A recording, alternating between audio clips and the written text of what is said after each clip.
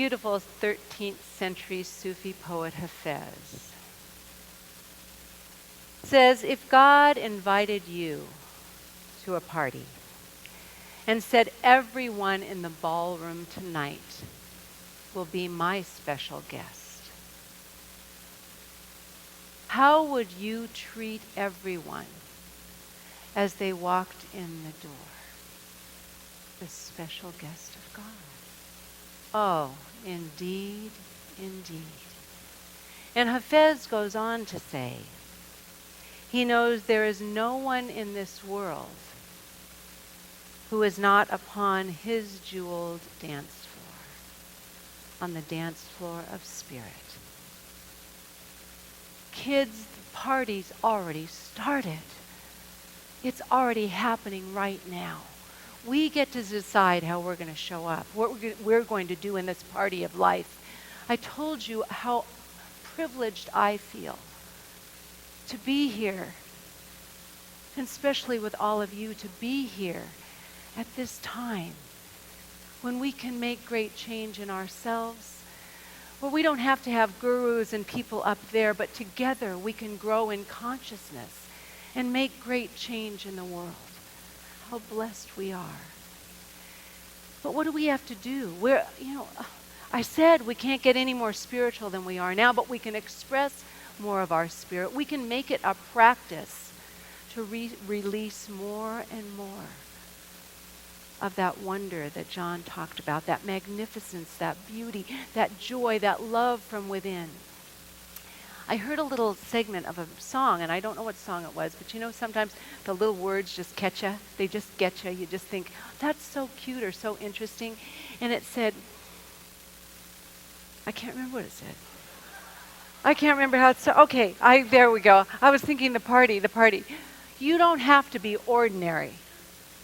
We're not here to be ordinary. So make your best mistakes. Don't dawdle in the little stuff. If you don't know how to dance, and there's this jeweled dance floor you're standing on, remember, it's just to be in the flow of life. You don't have to be totally in the classical or the contemporary jazz or whatever it is, interpretive. It's just about moving in the flow of life, getting that activity of life moving from you. Make your big and best mistakes first. Has anybody ever fallen down on the dance floor?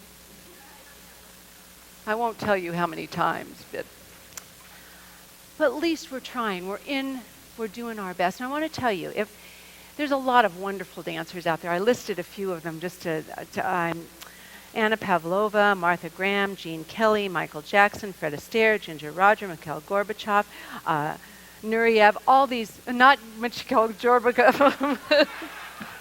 Make your best mistakes first, okay? Barishnikov. And you, and me. We get to make our mistakes, but they didn't get there because they didn't practice. They didn't work it. We got to work it and work it and work it so we can express the glory of who we are, all that magnificence. And why don't we do it just right off the bat? Why don't we just express and let life flow through us? Well, in our Sacred Practices class, it was about sacred movement this week, and I talked about a woman that had been interviewed in the Science of Mind magazine, a dancer, an American dancer, a contemporary dancer and musician. She dances to world music, some trance dancing, Gabrielle Roth. She passed away in 2012. But she talked about that dream in her soul. And that's that call, that passion, the urge of spirit that wants to be expressed. She felt that as a young girl. She wanted to dance. And she said, I love to move my body, but I hated the mirrors. Because every time she looked in the mirror, she said, I saw my teachers, the Catholic nuns, whose eyes were trained to scan for sin. And so here she was with this urge to move her body and feeling like she was sinful and wrong, unworthy of sharing the gift that was calling inside of her. But she didn't give it up. She didn't give it up. But she said her first dance teacher was an old woman with frizzy red hair, a funny little accent, and a stick. And every time she'd make a mistake, she'd get smacked with a stick. So an inferiority complex just getting bigger and bigger and bigger. Yet that urge, that dream in her would not stop. So she went on to be a trained dancer and a teacher. But then she had her most heart-wrenching experience. She said, my students would get out on the dance floor and it was tragic. They would almost get paralytic, she said, when they started to move their bodies because they were so filled with shame and discomfort. And she said it was so important to her to teach each and every student, no matter the age, the size, whatever it was, it's not how you look, it's how you feel. And to recognize that our body is a divine instrument of spirit. And she went on to write a book called Sweat Your Prayers. Sweat Your Prayers. You know, we all have a journey to travel. We hear and we teach here that we are made in the image and likeness of God, that we are a divine expression of God. We hear that, but from Ernest Holmes' book, he says, we are divine beings. Then why are we so limited, forlorn, poor, miserable, and unhappy? Because we're ignorant of our own nature. It's not about in this life getting everything we want. It's about getting everything we need to live a fulfilled life, to be a full expression. And Ernest Holmes says we have it in our hands, but we let it go. We let it go because we're like a house divided. Instead of living as spiritual beings having a human experience, we have our human life and our spiritual life, and we don't know how to integrate the two so we can fully express ourselves, all our mistakes and not all our gifts. So how do we do that? How do you and I move through, well, does anybody feel a little forlorn right now, a little sad about something? Is there a little, some of those things going? I mean, we have different aspects of our life. We've got our health and our relationships and our financial life and our work and our spiritual life. And sometimes things are going really well in one place and not so good somewhere else. And it's all the process of learning. But how do we, when we're feeling just not quite in alignment with our spiritual truth, that we are made in the image and likeness of God? We're not all of God. We're not here making universes, but we are, within us is the nature of God because that's all there is. So we have that stuff right there. So how do we get back in alignment with that when we're feeling separated? How do we do that? We need to change our thinking and ideas. Beautiful Rumi, again a 13th century mystic, said, why is it that our soul mirror, that mirror that's one, eternal, everlasting, our soul mirror, why does it not reflect all the goodness and beauty we are? Why does it not always reflect the light and love we're here to express? And he says it's because the mirror has gotten rust all over it. And it needs to be cleaned. Did everybody get that part? It needs to be cleaned. We need to clean that mirror of our soul so we can reflect and radiate that light that we heard in our beautiful practicing the presence this morning. It's already there. There's nothing we need except to keep working it so we can express and release the goodness that's already there. Now, if you believe, as Gabrielle Roth did, that we're born in original sin, it's going to be harder to get to that place of radiating the goodness that's already there. If we believe we're born from infinite goodness, if we believe we're born from that goodness and love of God, then it's going to be easier to step into that. But again, it takes practice, practice, practice. Someplace in our Science of Mind books, in one of Ernest's books, he said, we are the chosen people. And he didn't mean we're chosen above anybody else at all, because everybody's on this dance floor. There's not a single person that isn't on this beautiful jewel dance floor of life.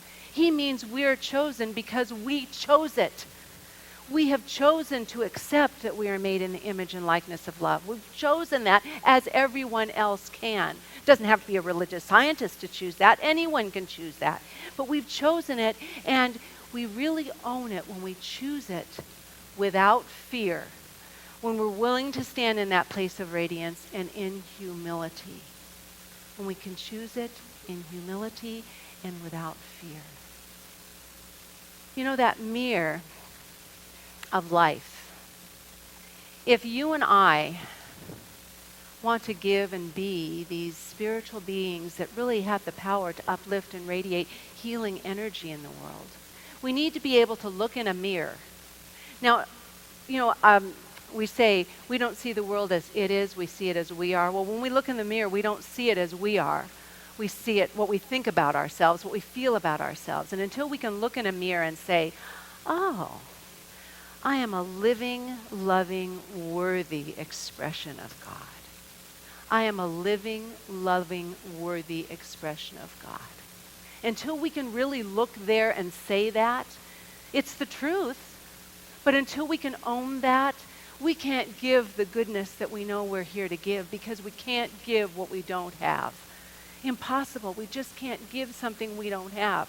So until we own that and really embrace that. Now, I have a little addendum for that. If we can say, I am a living, loving, worthy expression of God because of who I am, and let go of what we don't have. Because we worry, our focus gets changed from all the goodness that's there to these little things that we don't have, that we're not enough of. And Hafez also goes on to say, well, you've been in the business of worry for so long. How lucrative is it? Maybe you better find a better job. I'd say let's start by cleaning the mirrors. You think we could clean those mirrors so we have a better expression of who we are and why we're here? Now, if I say you're as spiritual, we all are as spiritual as we'll ever be right now, and we have everything we need, and we're going, oh, great, now what? Well, I have an easy answer for you. And it's something that's written quite a bit through our Science of Mind textbook. It's something Jesus said all the time. It's something that's all of the great masters say it. And I actually found it on a tea bag last night. It was on my sleepy time tea.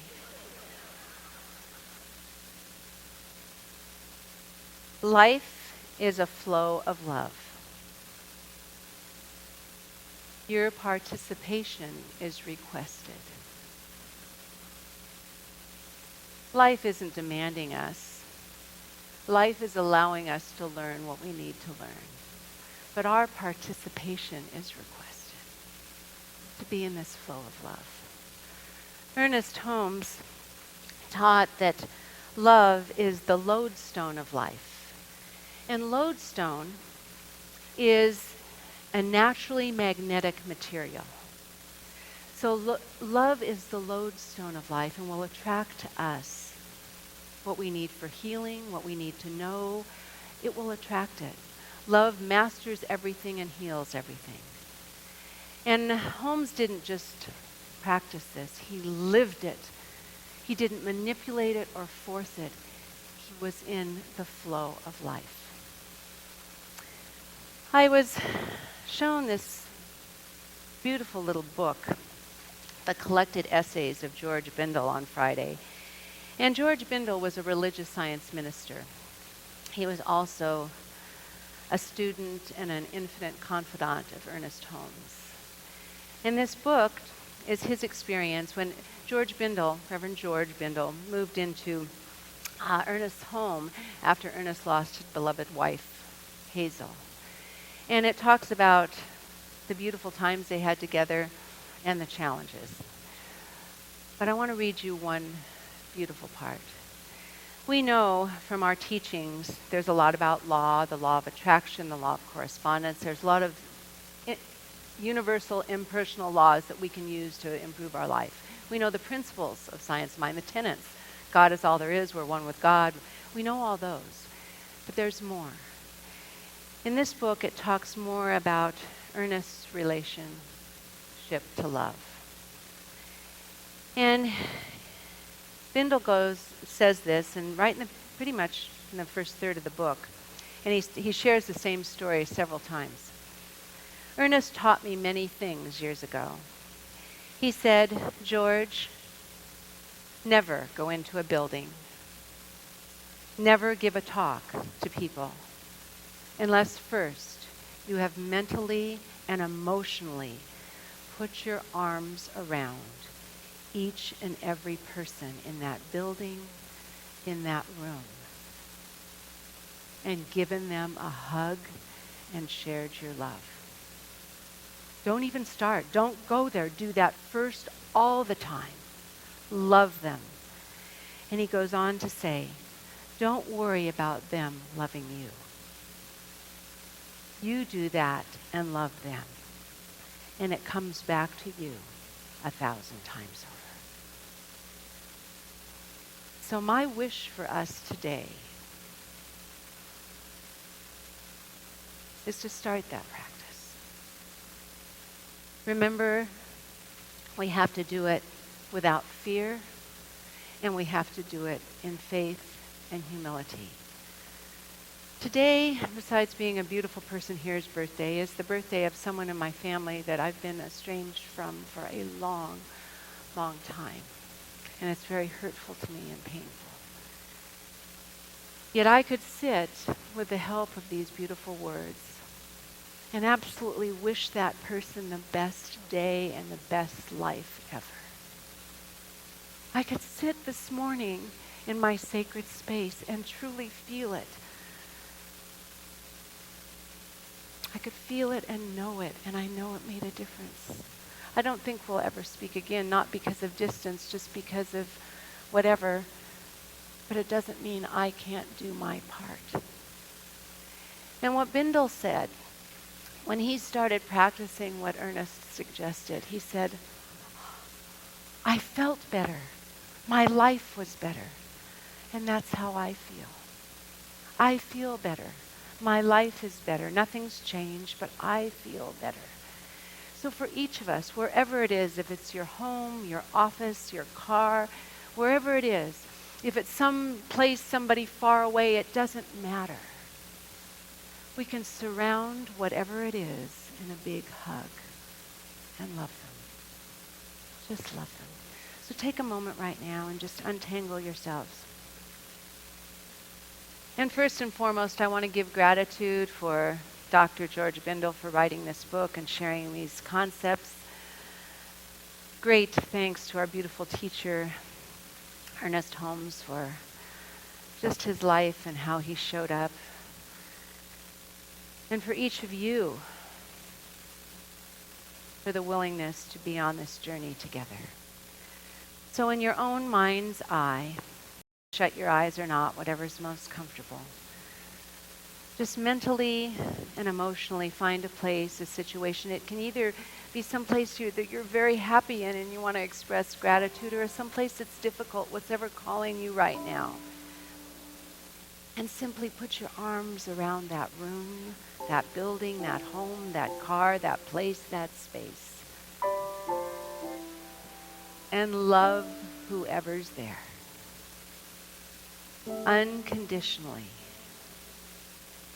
Just because they are a divine being, having a human experience, letting go of what they're not, letting go of any of the experiences, and simply love.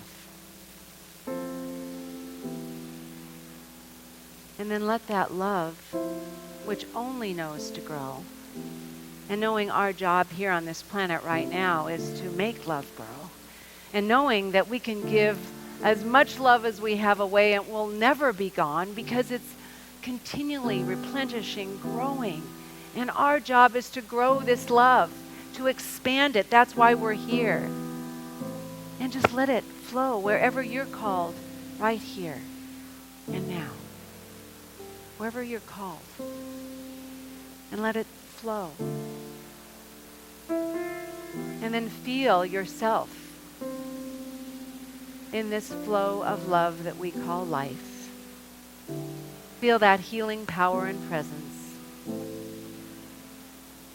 And truly know that something wonderful has happened right here and now, simply because we shared what we already are.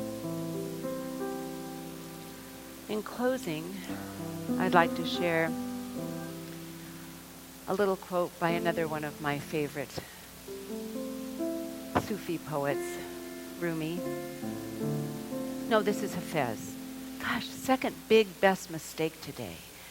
They may come after me if I quote the wrong one, but this is Hafez again. Hafez said, "Children know God. All children know God. Not the names of God. Not the God of don'ts. Not the God who ever does anything weird. But the God who only says 4 words. Come dance with me. Come dance. Participate. Be open. Be available. Come sing with me. Come love with me. Come play with me. Come be joyful with me. Come be sad with me. Whatever it is, the invitation is there. It's given. It's our choice if we're going to do what we're called to do. If we're going to be who we're meant to be, mistakes and all. We're perfectly imperfect in this moment.